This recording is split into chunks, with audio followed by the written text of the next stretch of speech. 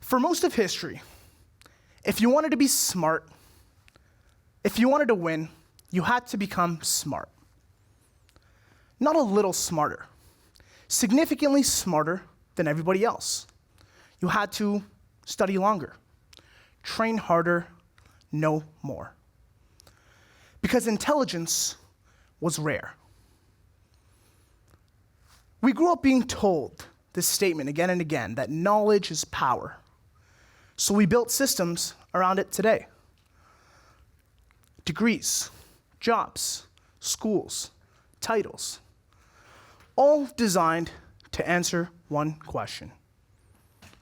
Who knows the most? And for decades, it decided who won. The best doctor were the ones who studied the longest. The best engineers were the ones who trained the hardest. And the best entrepreneurs were the ones with the most experience, most of the time. If you didn't know something, you had two options. One, you asked someone smarter than you. Or two, you spend 4 years learning it yourself. Because intelligence was expensive. Today, you open a new tab, and you have the world at your fingertips. Now, I'm gonna get everyone to do an exercise with me. I want everyone to close their eyes for 10 seconds.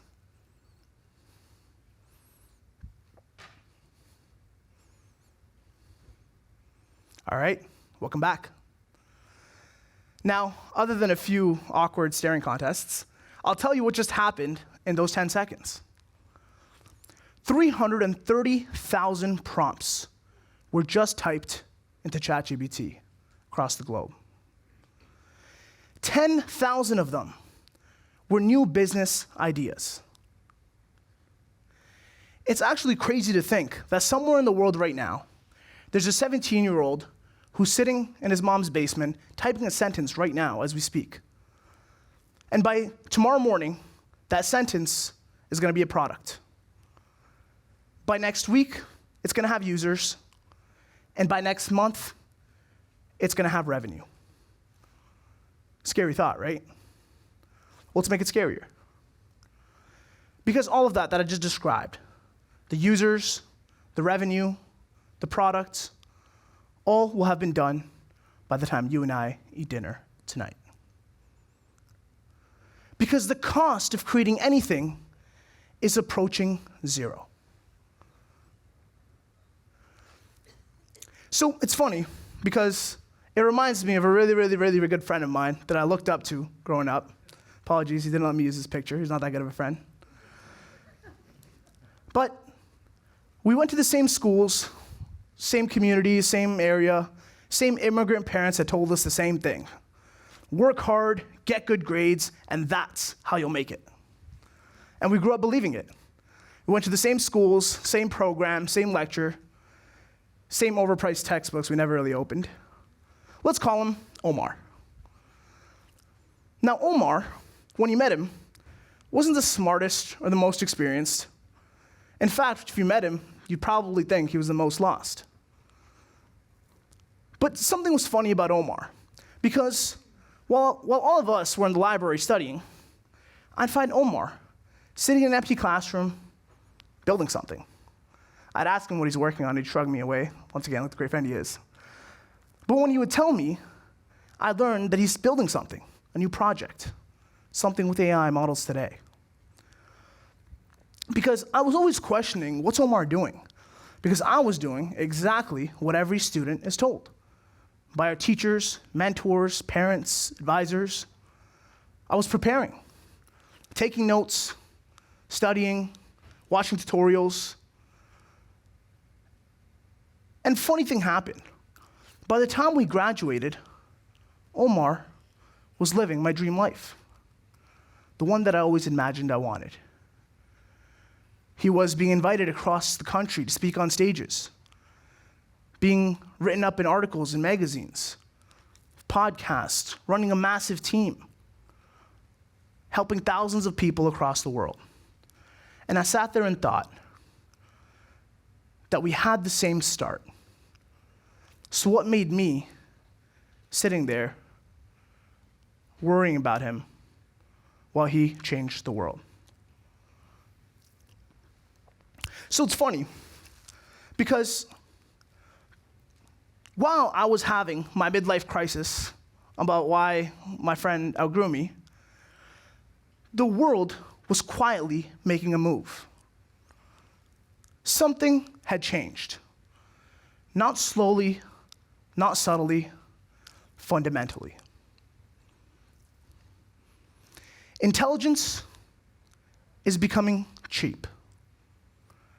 Now, I want to be careful here, because cheap doesn't mean bad. Cheap means accessible. And when something's accessible, it becomes less valuable. Let's take a look into a common example that we all know to help drive this point.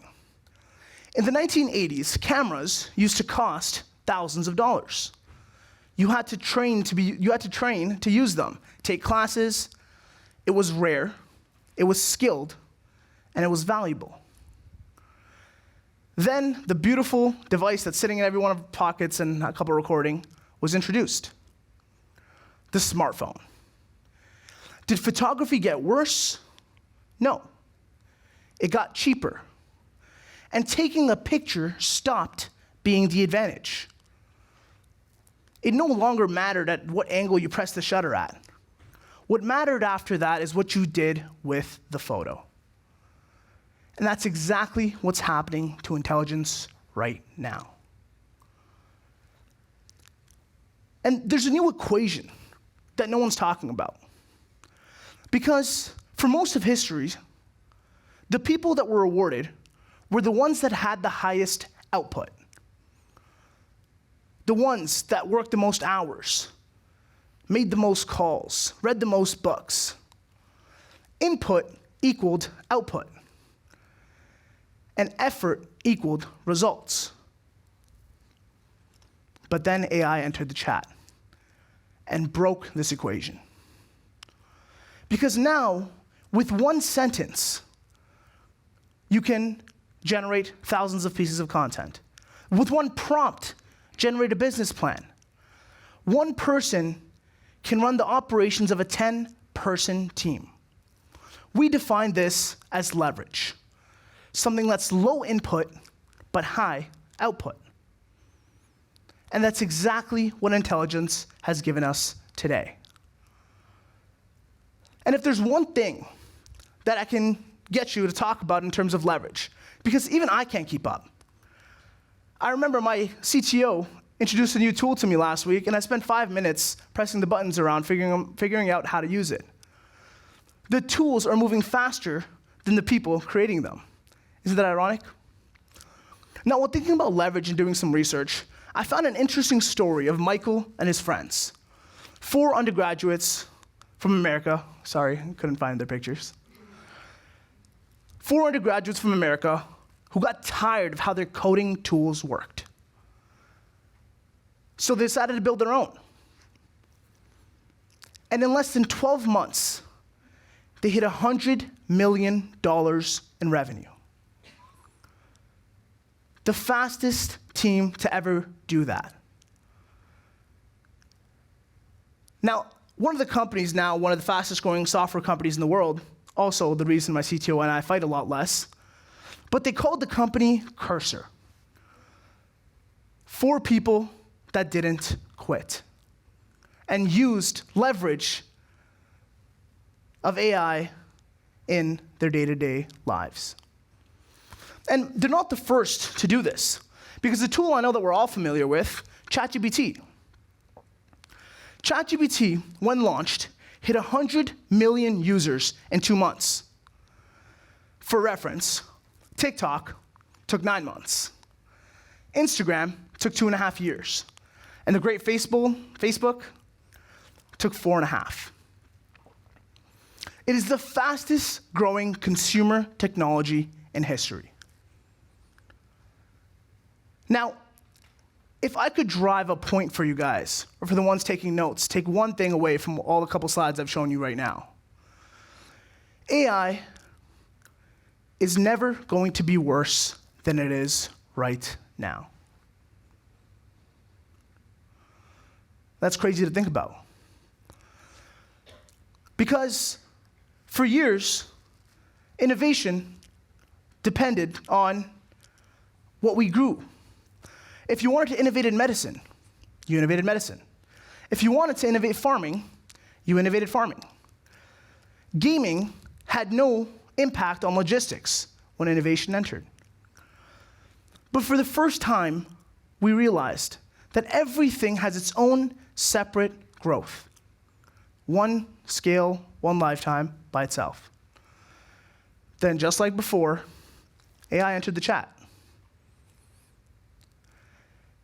And AI wasn't just another tool. AI was a tool for thinking. And thinking is the foundation for everything. Because when AI got better, everything got better. Medicine, farming, gaming, education, all of it at the same time. And that's the first time in history that has ever happened before. And I finally understood what this guy Omar was always on my case about. It wasn't that he was trying to run away from the tools that are available today, or the running away from the wave of AI. He was learning how to ride it. Now, let me back up for a second, because I feel like I've thrown a lot at you guys in the last little bit. Because while Omar was working, telling me all these things, I wasn't completely standing still. I quietly started to work on something. It all started with my dad, who came to this country with nothing and decided to become a realtor.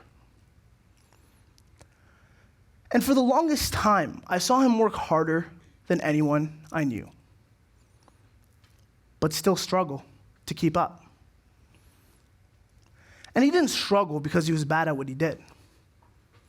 He struggled because the world kept demanding more. It demanded that he be a content creator, a designer, an editor, and he just didn't have the time. So one night, in an empty classroom, I decided I'll try taking on that challenge. And to be honest, I had no clue what I was doing. But I had a question. What if he didn't need to learn marketing? What if he had a system that did it for him? And that's exactly what happened. Because I'm not here to sit here and pitch you what I'm building. There's other times for that. But the point of that was that as I started moving, things started happening, leveraging everything available today. I mean, use me as an example. Why is there a kid, a chubby brown kid in his early 20s, standing on a TEDx stage talking to you about intelligence? I don't have a master's degree. I don't have a PhD in anything. I don't have rich parents off of Wall Street. I just used exactly what I'm talking about in this presentation to my advantage, AI. That's brought me forth, all of you, today. And I finally understood what Omar had been telling me. Because it wasn't necessarily people that were smarter than me that were doing better. It was people that just didn't wait. And I finally got it, and now defined as something that we all currently live in. I call this the first attempt gap. It's the space between knowing what to do and actually doing it. It's that first idea in your head and the gap between the first ugly version of it in the real world. But most people never cross that gap. They stay on the safe side, because the safe side, you feel productive. You feel safe. You can read there. You can write there. You can research there. You can spend months on this side and still feel like you're making progress. And that's the true scary part. It always brings me back to this one line by Josh Kaufman, for those of you who've seen his TED Talk, that it takes 20 hours, 20 focused hours to become proficient at any new skill. But most people delay the first hour decades. And that's the gap. The first hour is the gap that most people spend their entire lives trying to cross. I realized that clarity didn't come from thinking. Clarity comes from doing. And that's what's wild about this moment in history. In a world where intelligence is everywhere, the first attempt gap has never been smaller. So, I gotta be honest with you about something. 'Cause other than this picture, I haven't told you that much about Omar. In fact, Omar is actually here with us today. And the truth is, I'm proud to say, Omar is standing on this stage right now. Now, thank you. Now, there was no friend from high school. There was no classroom. But Omar was real. Let me explain. Because while I spent my entire time looking up to Omar, I realized that Omar was the version of me that I was too scared to be. I spent years watching him from the sidelines, thinking that he was someone better, someone smarter, someone more hardworking, someone slimmer. But for the longest time, I watched him from the sidelines. But then, the night that I walked into that classroom and sat down was the night that I crossed the gap, was the night that I stopped watching Omar and became him. So, let me bring us back to where we started, because I feel like we talked about a lot today. If you wanted to win, you had to become smart. Study harder, know more than everybody else. Because intelligence was rare. Today, intelligence is accessible everywhere. It's in our phones, it's in our pockets. It's one sentence away from anything that you want to build. So, ladies and gentlemen, I'm not here to argue with you whether the wave of AI is coming. It's here. And the only question left is, what are you going to do about it? Are you going to stand on the sidelines and let it drown you? Or are you going to learn to ride it? So if there's something that I can leave you with today, if I could go back and talk to my version of myself that was sitting on the sidelines, here's what I'd tell him. The moment you're waiting for to cross that gap, the perfect moment, it's not coming. You have to build it. Because there's someone out there with less than you, less resources than you, less money than you, less power than you. That person is going to win. Not because they were more intelligent, but because they started. The barrier is no longer intelligence. It's action. So when you leave here today, I don't want you thinking about me. I don't want you thinking about Omar. I want you to think about the version of yourself you've been watching from the sidelines. The one that's ready to cross that gap, but is too scared to do so. Stop watching them, become them. Because in a world where intelligence becomes cheap, execution becomes everything. And the people who move first won't just adopt to the future. They'll build it. Thank you.